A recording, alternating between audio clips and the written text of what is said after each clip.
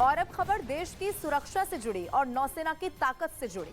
Kalvari class की 5वीं पनडुब्बी समंदर में पूरी तरीके से गोता लगाने के लिए अब तैयार है। 23 जनवरी को इसे नौसेना के बेड़े में शामिल किया जाएगा। ये पनडुब्बी पूरी तरह से आधुनिक सुविधाओं से लैस है और दुश्मनों के लिए सबसे बड़ी चुनौती भी है। एक रिपोर्ट आपको दिखाते हैं।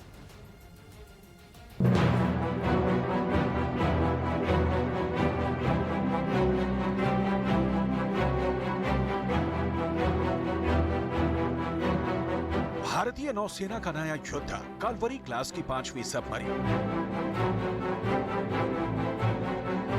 23 जनवरी को नौसेना के बेड़े में शामिल होगा सबसे बड़ा जाबाज। समंदर में बढ़ेगी चौकसी। देश के दुश्मनों का काल बना IANS वागीर। मुंबई के मझगांव शिपयार्ड पर खड़ी यह पनडुब्बी देश के दुश्मनों का काल बनने वाली है। ये पनडुब्बी देश की समुद्री सीमा को चौकस और सुरक्षित रखेगी। 23 जनवरी को नौसेना में शामिल होने वाली ये सबमरीन ऑपरेशन के हिसाब से नौसेना की हर जरूरत को पूरा करने में सक्षम है। ये आधुनिक हथियारों से लैस भी रहेगी। Combat ready and mission capable submarine है ये, और उस डायरेक्शन में ये बहुत बड़ा स्टेप है, because we are already combat ready and mission capable. Kalvari class की 4 पनडुब्बियां पहले से ही नौसेना के बेड़े में अपनी सेवा दे रही हैं और ये 5वीं पनडुब्बी भी पूरी तरह से तैयार है। कलवरी क्लास की पनडुब्बी पूरी तरह से भारत में ही बनी है और ये पूरी तरह से आधुनिक तकनीक से लैस है। न्यूज़ 18 इंडिया इस समय INS वागीर पर उस पनडुब्बी पे मौजूद है जिसे 23 जनवरी को कमीशन होना है। इस समय हम पनडुब्बी के सबसे आगे वाले हिस्से में हैं, जो सबसे ज़्यादा घातक और खतरनाक माना जाता है। इसी हिस्से में जितने वेपन्स होते हैं उनको रखा जाता है। चाहे हम टॉर्पीडोज की बात करें, मिसाइल की बात करें या फिर माइंस की बात करें, ये सारी चीज़ें इसी पार्ट में रखी जाती हैं और आगे से फायर होती हैं। लगभग 67 मीटर ये लंबी पनडुब्बी INS वागीर है और 12 मीटर ये हाइट है इसकी।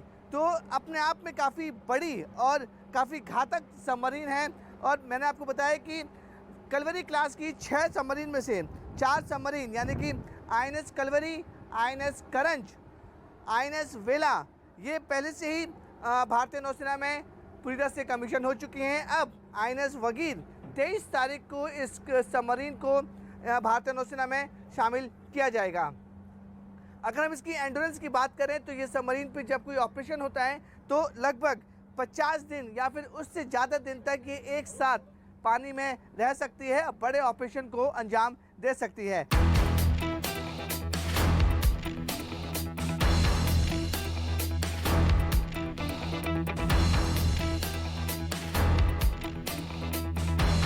भारतीय नौसेना इस पनडुब्बी से पूरी तरह से संतुष्ट है।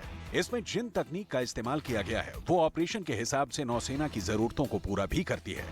स्टेल्थ फीचर्स की बात करेंगे, submarines are generally known for the stealth.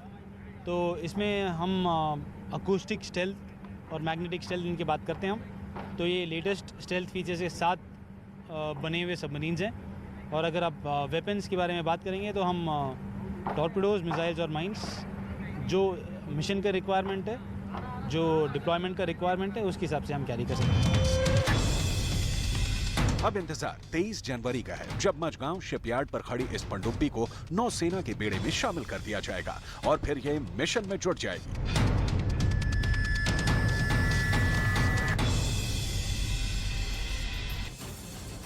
24 महीने में 2 घातक पनडुब्बी नौसेना में शामिल हो चुकी है और तीसरी पनडुब्बी कल भारतीय नौसेना में शामिल होने जा रही है। आपको बताएं, कलवरी क्लास की 5वीं सबमरीन आधुनिक सोनार और रडार सिस्टम से लैस है। INS वागीर आधुनिक हथियारों, माइंस और मिसाइल सिस्टम से लैस है। ये पनडुब्बी एक साथ 50 दिनों तक समुद्र के अंदर ऑपरेशन करने में सक्षम है। इसकी स्पीड की बात करें तो इसकी स्पीड भी अच्छी है। पानी के ऊपर 20 किलोमीटर प्रति घंटे की रफ्तार इसकी है। इसके अलावा पानी के अंदर की बात करें तो इस सबमरीन की रफ्तार 40 किलोमीटर प्रति घंटे की रफ्तार से ये दौड़ सकता है।